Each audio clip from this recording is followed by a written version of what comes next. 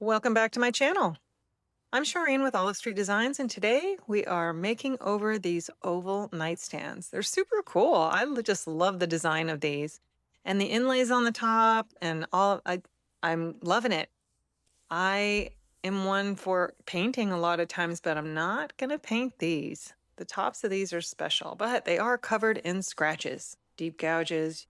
You can see the thousands of scratches there. Something must have been dragged across that over and over. I've got this cute little writing table in the front. I love the design of these. I just had to grab them. I got these off of Marketplace. And when I saw them, I'm like, ooh, those are different. I love it. But they are clean inside, wood drawer boxes. They are dovetailed. These are solid and heavy. I don't think I've ever had a pair of nightstands where this heavy. Like, I cannot pick these up. Even with the drawers out, they weigh a ton. These glass knobs are not my favorite. I don't care for the tone of them, and they are actually kind of plastic. So those are going to get upgraded. This was probably scraped up against a baseboard. It's got some other dents and dings that will get that. I'll get that all filled in and smoothed out. But the first thing I need to do is clean these up because they're filthy. And this is a degreaser because these types of pieces typically have lots of polish and, just grime. Our hands touching them all the time, they get grease on them. And I don't want anything that's going to hamper the paint from having good adhesion. And then we're going to strip the tops. Now, I'm using this one. There's several different strippers. Clean Strip makes another one that is a really good product. Sometimes when I go to the store to get one or the other, I'm like, oh, maybe I should try this one because they're so similar. But I find that they actually work just about the same. Get plenty of it on there because you really don't want it to dry out. But unfortunately, my area that I'm working in today is right in the sun, and I do have some areas that have dried out. But for the most part, this is going to strip right off of here. I did let that sit for about 10 minutes, and just, man, that finish is coming off. I'm already loving what I'm seeing underneath that stain. So much lighter. I think this is going to be a cool result. I looked at these and I just knew that I wanted them to be completely different than how they started. So the first thing was to just get this finish off of here. All right, look at all that finish that came off in just a couple of minutes. Sometimes stripper can just be a horrible, messy, just mess. And then sometimes it just goes off really nicely and they come off and you don't have a ton to clean up.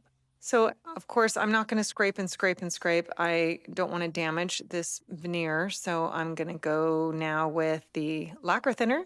And lacquer thinner or acetone would probably work just fine. I prefer lacquer thinner because I find that it doesn't evaporate as fast as the acetone does. And I have a little bit more working time. And I've got a little kitchen scrubber there. It's just like a green pot scrubber. And I just work it into that area that I'm trying to loosen up now and just get the rest of the stain residue off of there. And it really just softens it right up and it becomes liquid. Now, if you don't wipe it off soon after you make it all liquidy, it sits back up again and hardens. So it's a process of put it on there, work it in, get everything loosened up, wipe it off. So I'm just going to continue to do that until I get all of that off of there. Of course, I repeated the same process on the other one. I'm not always going to show them both just because I am doing the exact same thing on both. And now sanding, this is 120 grit and it is just coming right off. The rest of that stain is just really, it wasn't very deep down into that wood, so it was coming right off. And now I'm questioning all of my decisions and looking at this video going, why did I not hook this up to my shop vac and keep this dust from going everywhere? I have no idea. Sometimes I just get going on a project, I pick up my tool and use it, and I just forgot. But I'm making a mess in my garage because this dust is going everywhere. I got everything sanded. I'm just doing my first cleaning on this. And even with just this little tiny bit of a damp cloth, you can see it's turning kind of orangey yellow. Not the look I'm going for. But I was like, maybe I'll see if there's edge banding here that I can also strip on the side. And that's a no. This is MDF. MDF is a fiberboard. It's a pressed fiberboard, which essentially is like super dense cardboard. And you can sand it, and it will never smooth out. It's not something you can ever strip off. You can't strip the stain off of it. So this is what they've got on there is a dark stain that it makes it look like it's stained, but it's actually not. So That area is not getting stripped. All right, so I switched to the pad so that I could do all these rounded areas. Of course, everything's round because these are oval, and I've got to scuff sand everything. So I put the sponge on there so I could do all these areas too. The interface pad just really makes all of these kinds of areas so much easier. Otherwise, I'd end up doing these all by hand. This is surf prep. This is what surf prep was made for. Okay, wood bleach is next. I love these. I like the look of them, but I want them to be really light. So I'm gonna see if I can bleach out the tannins in this wood just to make it so I don't have to do a paint wash. It's not gonna turn orange when I put my top coat on it. I just have a vision in mind for these, and I want them to be luxurious and white. Everything that is trending right now is all going towards that kind of beachy sort of, natural fibers, natural colors. So I want natural wood. Now this is a two-part bleach. You'll see I put the other one on there first with that brush, and I thought that took forever. Let me switch to a sponge, and that's the ticket. So when you're using for this product, just grab a sponge. It was so much easier. It went on in 5 seconds instead of the 1 minute before. And it's about 10 minutes in between each coat. And then I did a complete second process on this whole thing. That was the second coat of the second process. I had a client come by and pick up a dresser while I was doing this, but my time lapse is going. And then I set them out in the sun so they would dry completely. A little bit of this Bondo glazing and spot putty. Those knobs that were on there had a large base to them, and they were screwed on pretty tight. And so it did make dents in all of the areas around the knobs. So I needed to touch that up because my new hardware is not going to cover it. Once that was dry, I sanded everything down smooth, but those are all filled in now so that won't show on my new finish. And then one more sanding on the top. Now, anytime you put products on wood, bleach, any of the things that we paint, paint wash, any of that, it's liquid. And it does raise the grain up a bit. So I wanted to give these another really light sanding just to smooth everything back out again. And now I need to cover up this beautiful wood now that I've got it all stripped. And they're round, so that's another challenge. Everything on these was a little challenging because they're round, but I liked the round. I thought they were so cool. So I just went around these with tape, and then I'm taking an X-Acto knife and I'm going to be just trimming all of that off in a circle. And I think this whole process took me about as long as it did to strip the tops of these. It took forever. So I'm going to speed this up a little bit. That looks like it would be easy. Like, this is my little art project, but it was tedious. Okay, once I got all of that done, I did grab my paper. It's like painter's masking paper, and put it on the top, taped all that down, get everything cleaned up. Got to clean up all of this dust from everything. Of course, there's my shop vac in the back over there that I didn't use earlier. I should have. I also masked off the top or the first few inches of that little table that comes out. The paint won't reach any further back. And here they are, all prepped and ready. Boy, they got to get ugly before they get pretty. All right, into the tent we go. And time for some primer. I'm using a tinted primer. People ask me all the time, why do you use a tinted primer even when you're going to paint with white? Because going all the way from that really dark stain all the way to white's quite a stretch. So if I stop in the middle at gray and then go to white, I find it has much better coverage. I never see any of that blotchy stuff. This is my paint, Cashmere by Fusion.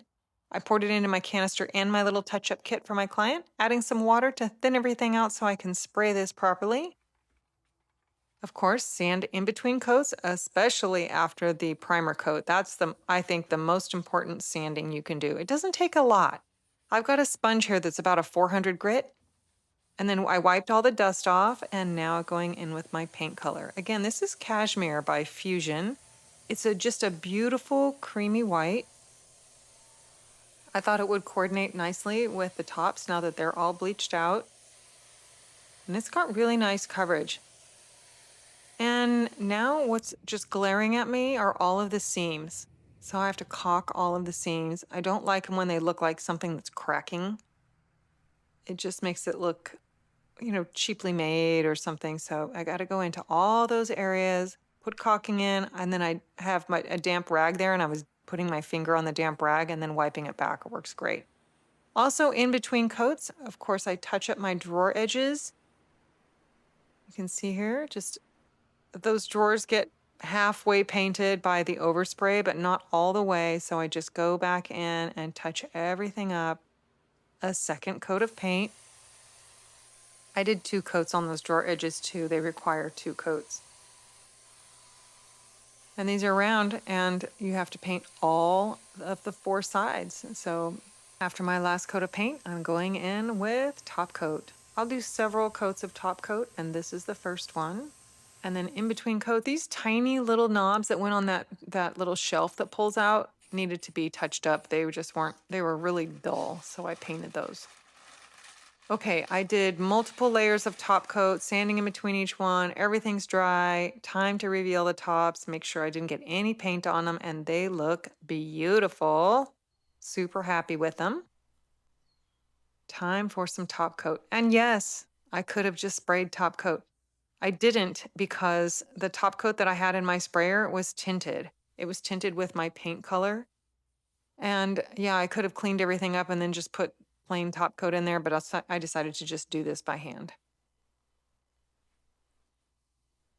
All right, and you can see when I'm putting my top coat on that it's just bringing out the wood grain, but it's not turning orange. It's not turning yellow.